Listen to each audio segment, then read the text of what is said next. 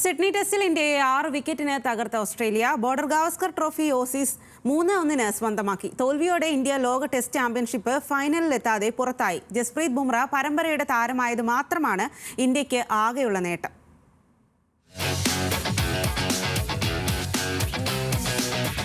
അവസാന പ്രതീക്ഷയായ സിഡ്നിയിലും ഇന്ത്യൻ ബാറ്റർമാർ തലകുനിച്ചു നിന്നു. ബൗളർമാർ ജീവശ്വാസം നൽകി പൊരുതി.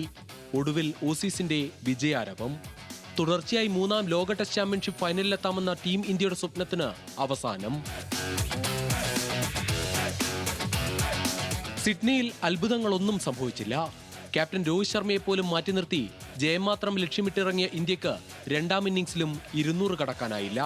വാലറ്റത്തെ ഓസീസ് ചുരുട്ടിക്കെട്ടുമ്പോൾ സ്കോർ 157. 162 റൺസ് വിജയലക്ഷ്യം പിന്തുടർന്ന് ഓസീസ് ഇറങ്ങുമ്പോൾ ഇന്ത്യൻ നിരയിൽ പന്തെറിയാൻ ജസ്പ്രീത് ബുംറയുണ്ടായിരുന്നില്ല. നായകന് പരിക്കേറ്റതിനാൽ മുഹമ്മദ് സിറാജും പ്രസിദ്ധ് കൃഷ്ണയും ആക്രമണം ഏറ്റെടുത്തെങ്കിലും ഓസീസിന്റെ വിജയം തടയാനായില്ല. 10 വർഷത്തിന് ശേഷം ബോർഡർ ഗാവസ്കർ ട്രോഫിയിൽ ഓസീസിന് പരമ്പര ജയം.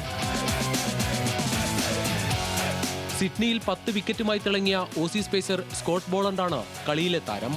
5 മത്സരങ്ങളിൽ 32 വിക്കറ്റുകൾ വീഴ്ത്തി ജസ്പ്രീത് ബുംറ പരമ്പരയുടെ താരമായി.